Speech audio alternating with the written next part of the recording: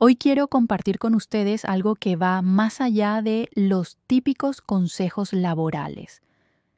Como persona que ha dedicado años a asesorar a profesionales en transiciones profesionales, especialmente a aquellos en los últimos años de su vida laboral, he sido testigo de patrones que se repiten en todos los sectores, empresas y décadas. Lo que voy a contarles es una historia sobre el poder, la paciencia y la fuerza tranquila que proviene de comprender verdaderamente su valor. No se trata solo de la experiencia de una mujer, se trata de reconocer cuándo se está siendo utilizado, tener el valor de protegerse y saber que, a veces, la respuesta más poderosa es el silencio. Antes de profundizar, quiero preguntarte algo. ¿Alguna vez te has sentido infravalorado en el trabajo? ¿Has dedicado años de tu vida a una empresa solo para sentir que la lealtad fluye en una sola dirección? Comparte tus experiencias en los comentarios. Tu historia es importante y puede ayudar a otras personas a reconocer su propia situación antes de que sea demasiado tarde. Ahora, déjame contarte la historia de Rebeca. Era un martes por la mañana a finales de julio cuando Rebeca abrió su ordenador portátil en la terraza de una pequeña cabaña con vistas al lago superior. Por fin se había tomado las vacaciones que le habían prometido durante 3 años. 3 años de jornadas de 16 horas, fines de semana sacrificados, eventos familiares perdidos, todo por una empresa que no dejaba de decir, solo un trimestre más, solo tienes que superar este lanzamiento, solo tienes que terminar esta adquisición. El aire olía a pino y a café matutino, y por primera vez en lo que le pareció una eternidad se permitió respirar. Abrió su correo electrónico, esperando la habitual avalancha de mensajes que había aprendido a ignorar durante sus vacaciones. Pero allí, en la parte superior de su bandeja de entrada, con una bandera roja, había un mensaje de recursos humanos. El asunto decía, importante, actualización sobre la reestructuración de funciones. Sus manos no temblaban mientras lo abría. En lo más profundo de su ser, sabía que este momento iba a llegar. Estimada Rebeca, con efecto inmediato, su puesto ha sido eliminado como parte de nuestra reestructuración organizativa. Su contrato laboral queda rescindido a partir de la fecha de hoy. Además, debido al momento en que se ha tomado esta decisión y a las restricciones presupuestarias, se ha cancelado su indemnización por despido. Le rogamos que devuelva todos los bienes de la empresa en un plazo de 7 días hábiles. Lo leyó 2 veces. Luego cerró el portátil y miró hacia el lago, observando cómo la luz de la mañana bailaba sobre el agua. Cualquiera que la viera habría pensado que simplemente había recibido un mensaje rutinario. Su rostro permanecía tranquilo, casi sereno, pero por dentro algo encajó en su sitio, como el último pestillo de una cerradura que se abre. Retrocedamos 6 meses, porque la historia de Rebeca realmente comienza allí. 6 meses antes, Rebeca estaba sentada en otra reunión nocturna. Eran las 10:30 de la noche de un viernes y ella era la única directora senior que seguía en la oficina. Su jefe, Marcus, la había llamado para discutir ajustes estratégicos urgentes que, de alguna manera, siempre tenían que hacerse después de que todos los demás se hubieran ido a casa. Ella lo observaba a través de la pared de cristal de su oficina, riéndose por teléfono, haciéndola esperar.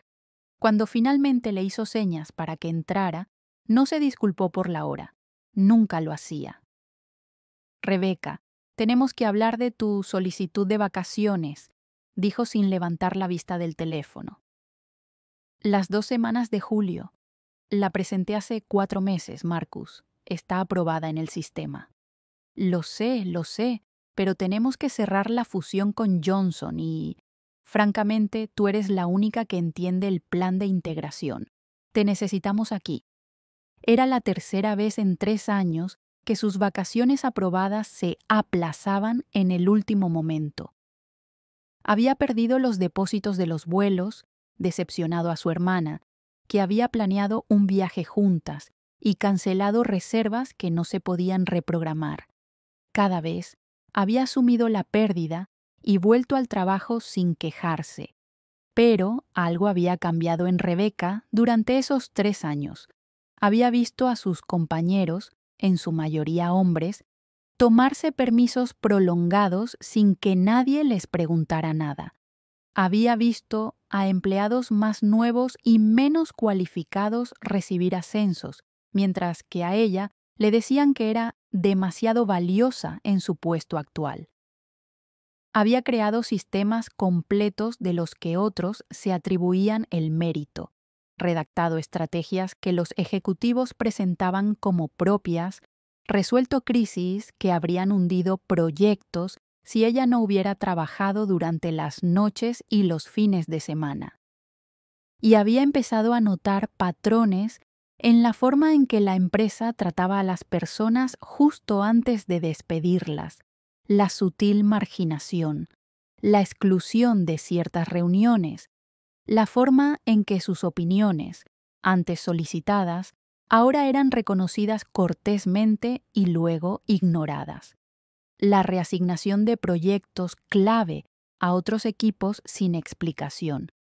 Había visto cómo le hacían esto a David en finanzas, a Patricia en operaciones, a Michael en desarrollo empresarial, buenas personas, personas leales, personas que habían dedicado décadas a la empresa.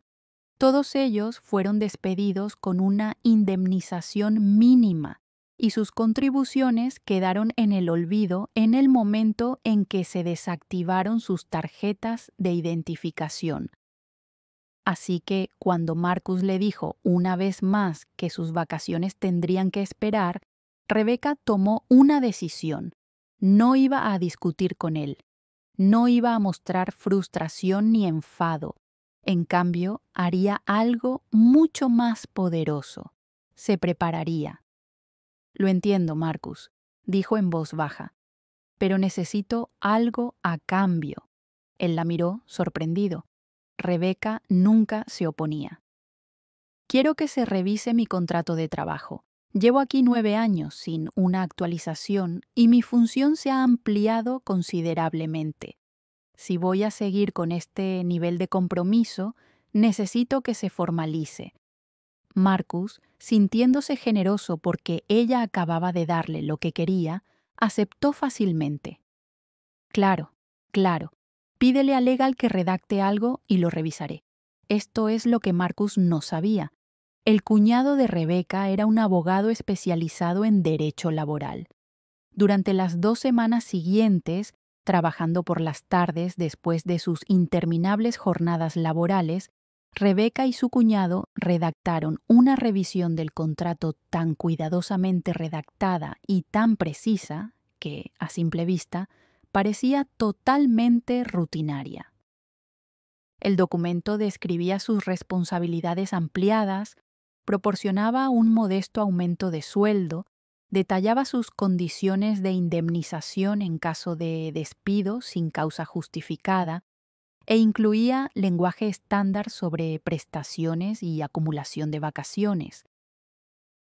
Todo parecía normal, estándar, exactamente lo que cabría esperar en un contrato de trabajo de un director senior, pero escondido en la sección 12, subsección 4, párrafo 3, entre las cláusulas sobre propiedad intelectual y condiciones de no competencia, había un texto que la mayoría de la gente pasaría por alto.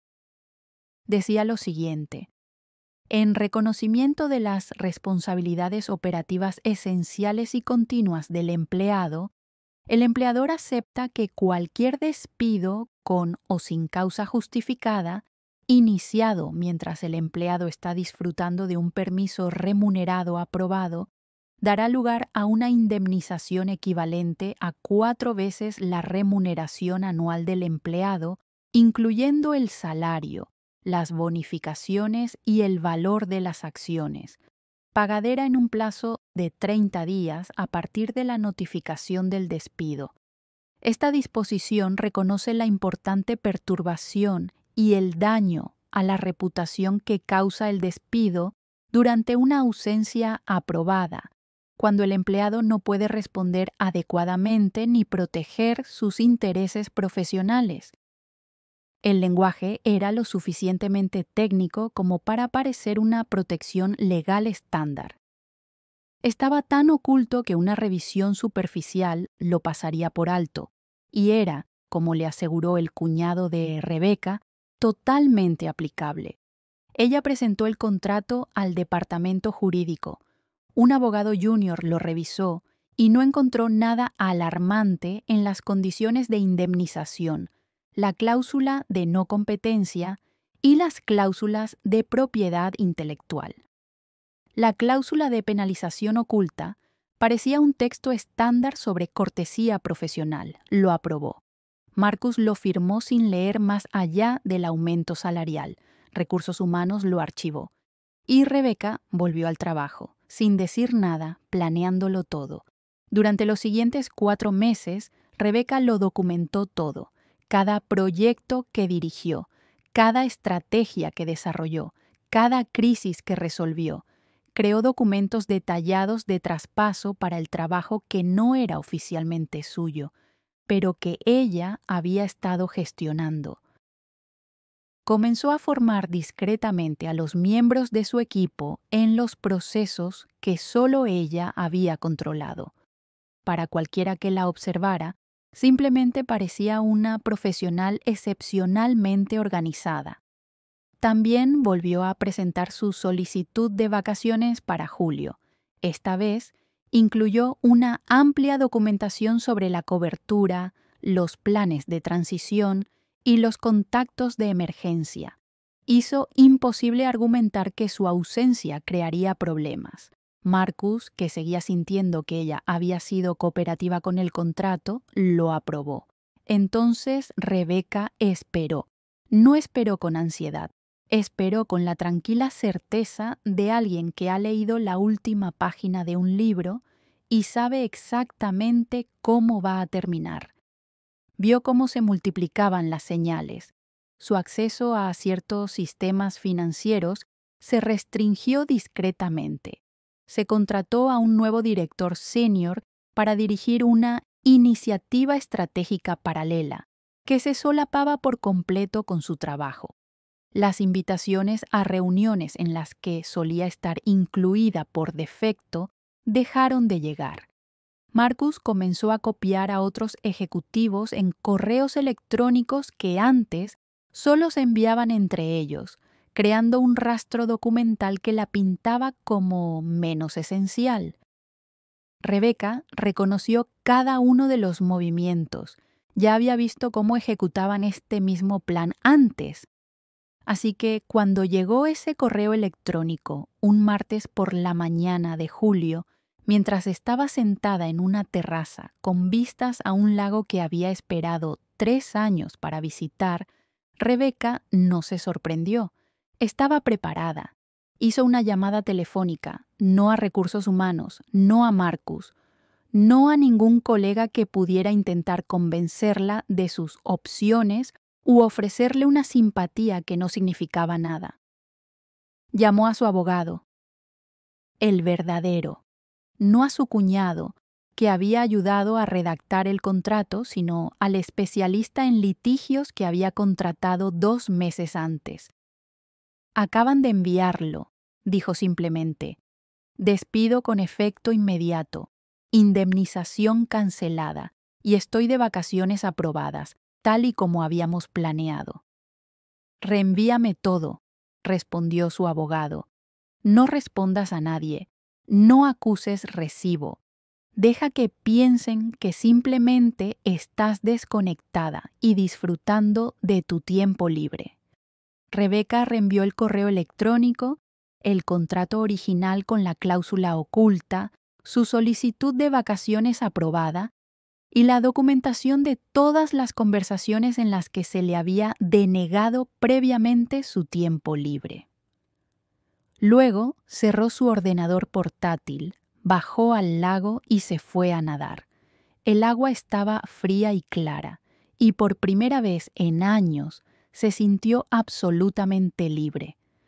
De vuelta en la oficina, Marcus estaba en una reunión con el director financiero y el jefe de recursos humanos.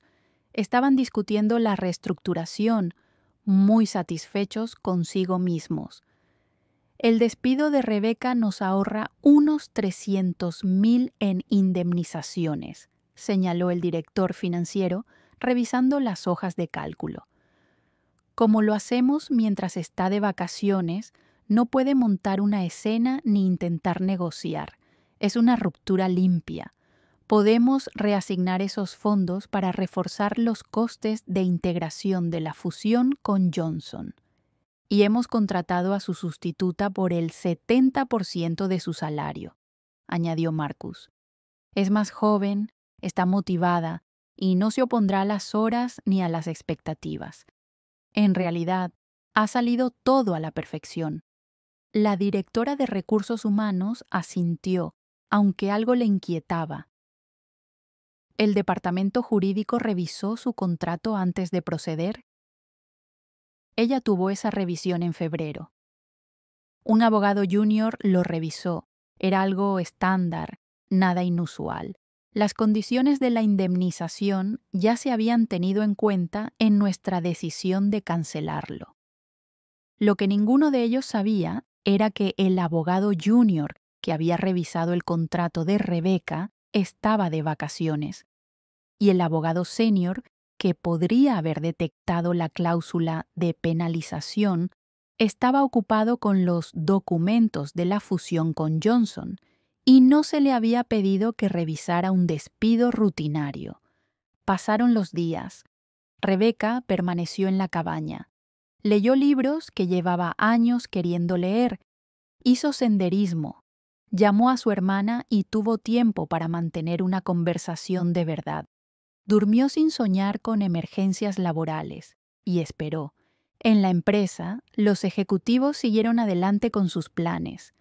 Marcus trajo a la sustituta de Rebeca y comenzó la transición, sorprendido y algo molesto porque Rebeca ni siquiera había respondido para confirmar su despido.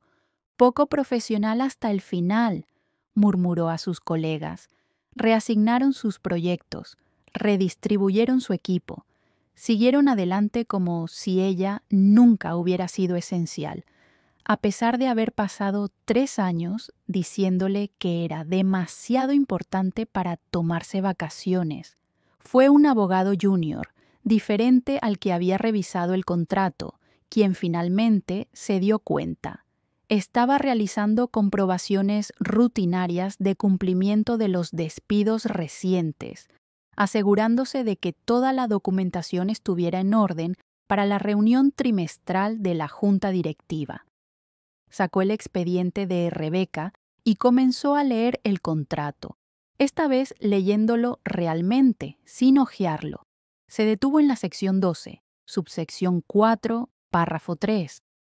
Lo leyó de nuevo, luego, una vez más, sintiendo un nudo en el estómago. Caminó rápidamente hacia la oficina del abogado senior. Tenemos un problema importante. El abogado senior leyó la cláusula. Se quedó pálido. ¿Cuándo fue despedida? El martes pasado, el 23 de julio. ¿Y estaba de vacaciones? Vacaciones aprobadas. Comenzaron el 21 de julio. Cerró los ojos. ¿A cuánto asciende su remuneración anual, incluyendo bonificaciones y acciones? El abogado junior revisó el expediente. Salario base de 220,000, bonificación anual promedio de 80,000. El valor de las acciones al precio actual de la bolsa, aproximadamente 150,000. El paquete total ronda los 450,000. El abogado principal hizo los cálculos. 4 veces 450,000, $1.800.000, pagaderos en un plazo de 30 días a partir de la notificación de despido. Trae a Marcus aquí, ahora mismo, y al director financiero, y cierra la puerta. La reunión que siguió no fue tranquila. Marcus insistió en que no podía ser ejecutable. El director financiero dijo que lo pelearían. El abogado principal explicó con palabras que se volvían más tajantes con cada repetición que la cláusula era muy clara, que Rebecca o su abogado habían sido excepcionalmente inteligentes y que cualquier tribunal la confirmaría porque la empresa había firmado el contrato, aprobado sus vacaciones y luego la había despedido durante esas vacaciones. ¿Por qué íbamos a aceptar esto?, seguía preguntando Marcus, como si la repetición fuera a cambiar la realidad. Porque nadie lo leyó con atención, porque estaba oculto en lenguaje técnico, porque ella sabía exactamente lo que hacía y nosotros la subestimamos. La voz del abogado principal estaba tensa por la ira contenida, no hacia Rebecca, sino hacia la situación que habían creado. ¿Podemos revertir el despido?, preguntó el director financiero. ¿Y decir qué? ¿Lo sentimos, cometimos un error? Ya se le ha dicho que su puesto ha sido eliminado. Su indemnización por despido ha sido cancelada. Su acceso ha sido revocado. No podemos deshacer lo hecho y tratar de dar marcha atrás ahora solo reforzaría su posición en el litigio. Entonces, ¿qué hacemos?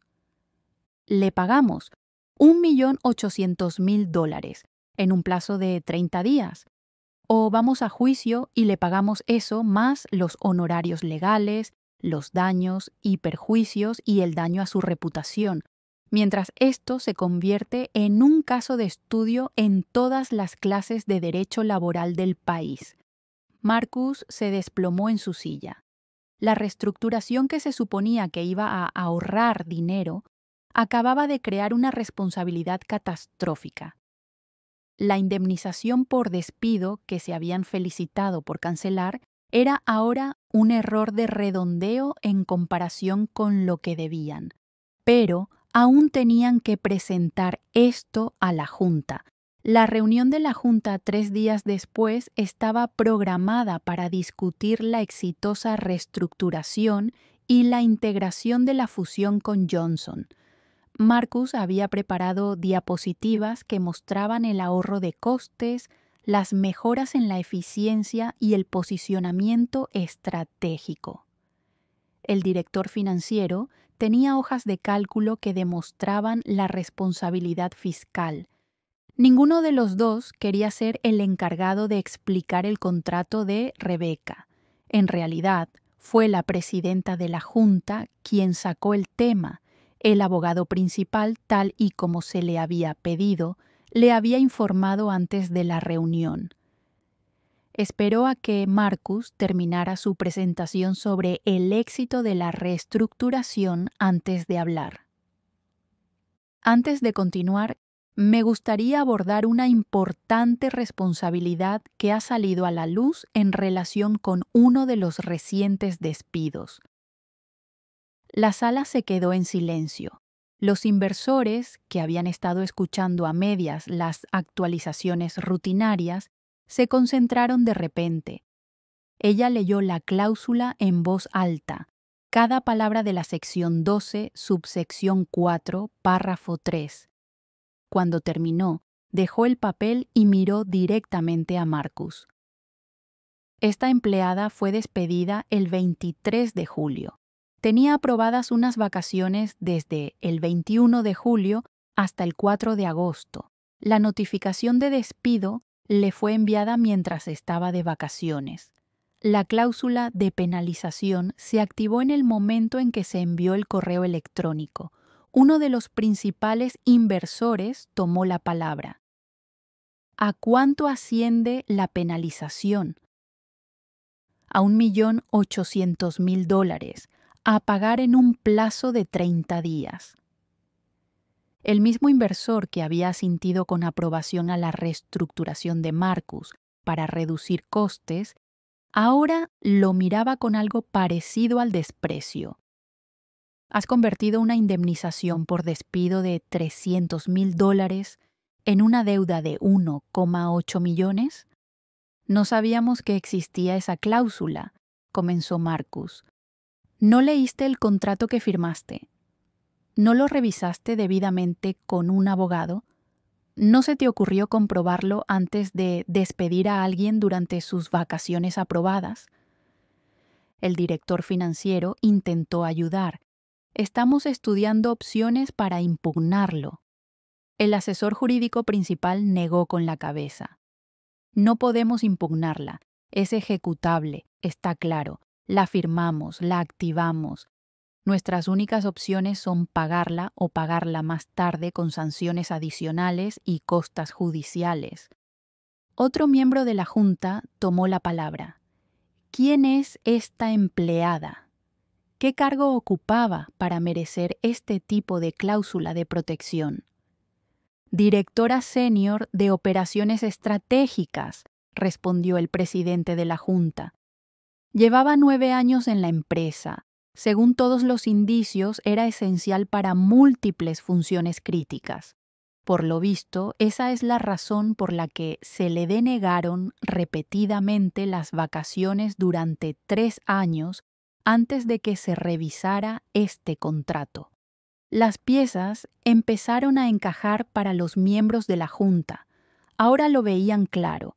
Una empleada sistemáticamente sobrecargada de trabajo, infravalorada, a la que se le negaban prestaciones básicas y que finalmente se había protegido a sí misma con precisión y paciencia. Y un equipo ejecutivo que se había centrado tanto en recortar gastos y eliminar a alguien a quien consideraban prescindible, que había caído directamente en una trampa que ellos mismos habían tendido. ¿Dónde está ahora?, preguntó alguien. Por lo que sabemos, sigue de vacaciones, admitió Marcus. No ha respondido a ninguna comunicación. Por supuesto que no, dijo el presidente de la Junta. ¿Por qué iba a hacerlo? Sabe exactamente lo que ha hecho. Está esperando a que nos demos cuenta. Mientras la Junta discutía el control de daños, la gestión de la crisis y quién sería responsable del descuido, el abogado de Rebeca redactaba una notificación formal previa al litigio. Se entregó al consejero general de la empresa exactamente 23 días después de que se enviara el correo electrónico de despido.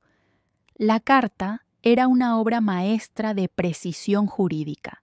En ella se esbozaban los términos del contrato, se documentaban las vacaciones aprobadas, se hacía referencia a la notificación de despido, se calculaba el importe de la indemnización con documentación justificativa y se proporcionaba un calendario de pagos. Se señalaba que el plazo de 30 días para el cumplimiento voluntario expiraría en 7 días y que el incumplimiento del pago daría lugar a un litigio inmediato con reclamaciones adicionales por daños emocionales, daños a la reputación y daños punitivos. Era profesional, era exhaustiva, era absolutamente devastadora. La carta concluía con un párrafo que, como admitirían más tarde varios miembros de la junta directiva, les inspiró un respeto a regañadientes. Nuestra clienta dedicó 9 años a crear sistemas, resolver problemas e impulsar el éxito de su organización. No pidió nada más que una compensación justa y la posibilidad de disfrutar de las vacaciones que se había ganado. Su decisión de rescindir su contrato y cancelar su indemnización por despido mientras finalmente disfrutaba de sus vacaciones aprobadas demuestra un patrón de desprecio que esta cláusula de penalización fue diseñada específicamente para abordar.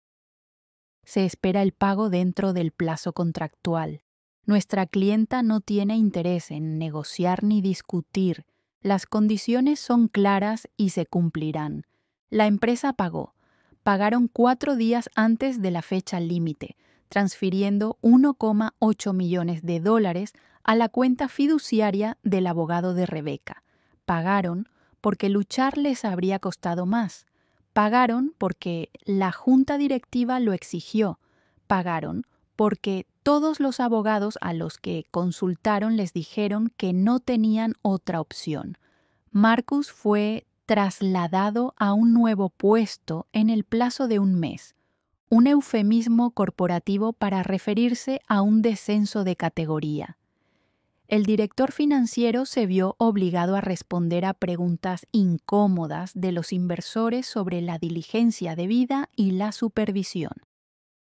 El abogado junior que había revisado inicialmente el contrato se volvió extremadamente minucioso en todas las revisiones posteriores, y la empresa implementó nuevos protocolos para el despido de ejecutivos que exigían la revisión legal por parte de un superior de todos los contratos de trabajo antes de tomar cualquier medida. Pero Rebeca no supo nada de estos detalles de inmediato. Todavía estaba en la cabaña cuando la transferencia bancaria llegó a su cuenta. Su abogado la llamó para confirmarlo y ella simplemente dijo: «Gracias». Luego colgó el teléfono y se sentó en la terraza contemplando la puesta de sol sobre el lago. No se sentía exactamente triunfante, no se sentía reivindicada ni victoriosa. Sentía algo más tranquilo y profundo. Se sentía vista, se sentía valorada, por fin, pero por sí misma y no por personas que nunca habían apreciado realmente su contribución. Sintió que el peso de 9 años se le quitaba de encima, sustituido por la ligereza de saber que se había protegido a sí misma cuando nadie más lo había hecho. El dinero cambiaría su vida de manera práctica. Le daría tiempo para elegir su próximo paso con cuidado, en lugar de hacerlo desesperadamente. Le permitiría apoyar a su hermana en un momento difícil. Financiaría la pequeña consultoría con la que había soñado, donde podría trabajar con empresas que realmente valoraran a su personal. Pero más que el dinero, más que cualquier resultado material, lo que Rebeca había ganado era algo que no se podía cuantificar en un contrato ni calcular en una hoja de cálculo.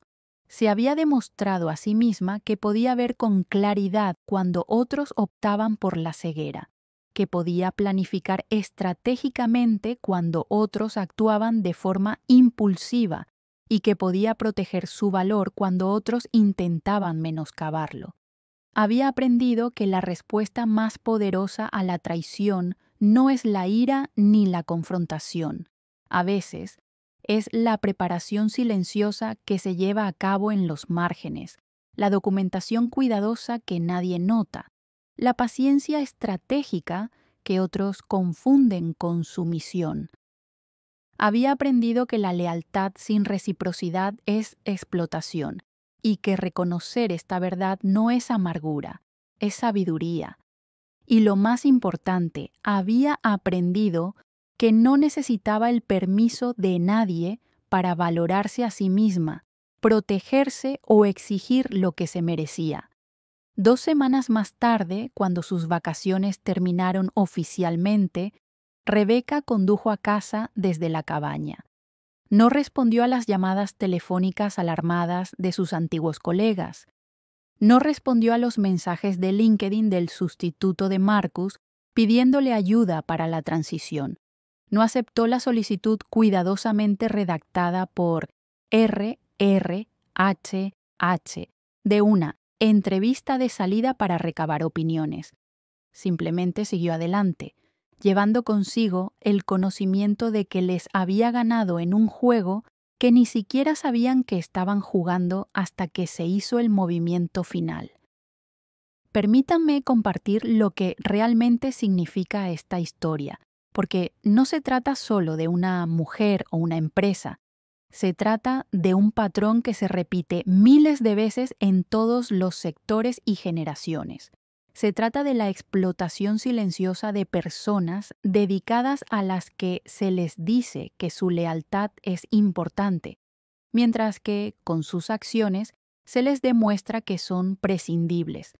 Se trata de la tendencia de las empresas a considerar a los empleados con antigüedad como un lastre en lugar de un activo, especialmente cuando esos empleados empiezan a defender sus propias necesidades.